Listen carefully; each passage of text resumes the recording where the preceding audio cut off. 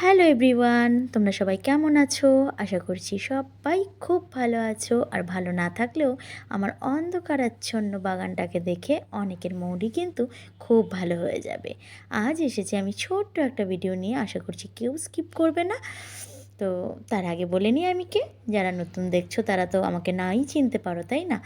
Good evening and welcome back to my channels Joya's world. আশা করছি তোমরা সবাই খুব খুব ভালো আছো, আমিও ভালো আছি। ভালো ছিলাম না গো, কিন্তু বাগানে এসে যখন আলো ছিল আকাশে তখন কিন্তু আসিনি, এসেছি একদম সন্ধেবেলায়। কারণ কি, তুলসী গাছটা এখন ছাদের ওপরে, ওই জন্য ধূপকাঠি দেখাতে এখানে এসেছিলাম। এসে দেখতে পাচ্ছি গাছগুলোর দিকে যখনই আমি ফোনের যে ব্যাক ক্যামেরায় কি বলছি আমি উল্টো পাল্টা, লাইটটা আছে, লাইটটা যেই ফোকাস দিয়েছি গাছগুলোর ওপর পাতাগুলো পুরো চকচক চকচক করছে।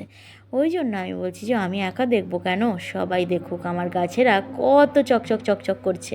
তাই জন্য তোমাদের সামনে প্রেজেন্ট করে দিলাম। কিন্তু আরও একজনকেও কিন্তু তোমাদের সামনে আমি প্রেজেন্ট করেছি, সেটা হচ্ছে মিলিবাগ। মিলিবাগের আক্রমণ থেকে না রক্ষা আমি পাইনি। কোনো কোনো সময় খুব ভালোবেসে চলে আসে, কোনো কোনো সময় চলে যায়।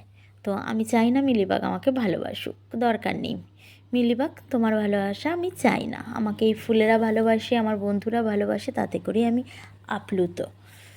তো যাই হোক, উল্টোপাল্টা কথা দিয়ে কিন্তু আমি শুরু করলাম। আর বাগানে দেখো, এই যে বেগুনি কালারের জবাটা কত সুন্দর কুড়ি এসে রয়েছে এক একটা মাথার মধ্যে, মানে গাছের যে ডগা তার ওপরে 4টে থেকে 5টা করে কুড়ি একসাথে এসে রয়েছে। এটার মধ্যে অবশ্য 3টে দেখা যাচ্ছে।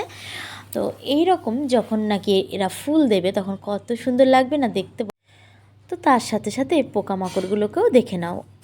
আর জানো না তো, চারিদিক থেকে কি সুন্দর ঝিঝি পোকার আওয়াজ আসছিল। ওইগুলো আর শোনালাম না, কারণ শুধু তো ঝিঝি পোকা নয়, আমার রাস্তার গাড়িগুলোর আওয়াজও কিন্তু হই হই করে একদম কান ঝালাফালা করে দিচ্ছিল। ওই জন্য আমি আর তোমাদেরকে ওটা শোনালাম না। তবে ফুলগুলো কিন্তু দারুণ ছিল, তাই না? ফুল গাছেই সুন্দর, ওই জন্য আমি কিন্তু ফুল বেশি তুলতে দিই না আমার গাছ থেকে। তোমরা হয়তো ভাবছো জয়া কত হিংসুটে। হ্যাঁ গো, আমি এতটাই হিংসুটে। আমার গাছের ফুল আমি একদম তুলতে চাই না। আমি যখন সকালবেলা বেরোই তখন কিন্তু আমি চাই যে ফুল কিনে নিয়ে আসবো। ফুল কিনে নিয়ে আসলে তাহলে কিন্তু আর আমার গাছের ফুলে কেউ হাতই দেবে না। আর দেখো, স্নেক প্ল্যান্টের মাঝখানে ওই যে হলুদ চকচক করছে, ওটা কী? আমি তো ভেবেছিলাম স্নেক প্ল্যান্ট, এর মধ্যে বুঝি স্নেকই ঢুকে বসে আছে। কিন্তু না না, ওটা হচ্ছে নতুন পাতা ছাড়ছে ওই ওই জায়গাটা থেকে, তাই জন্য ওটা এরম হয়ে রয়েছে। আর এখন তো নয়নতারার মেলা লেগে গেছে, আর আমার ভীষণ ভালো লাগে, আর ইচ্ছে করেই বারবার তোমাদের সামনে এই গাছটাকে দেখাই, যাতে করে তোমাদেরও ভালো লাগে।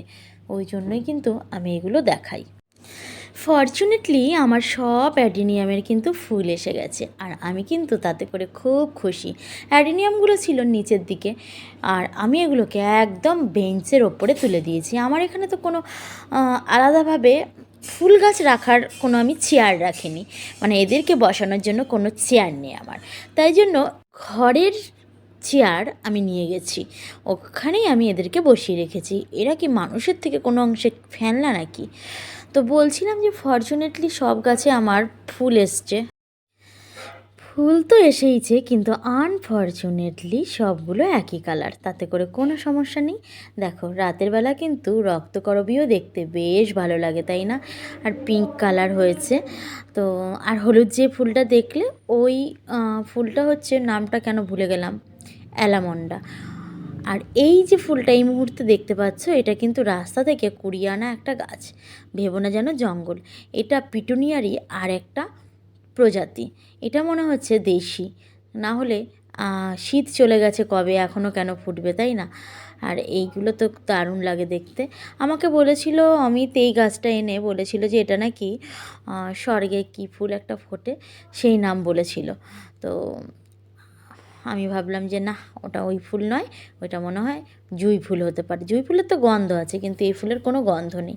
তো যাই হোক, এটা ওটা সেটা বলে কিন্তু আজকে আমি পুরো শেষ পর্যায়ে চলে এসেছি।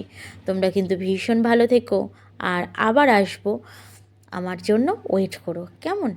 টাটা।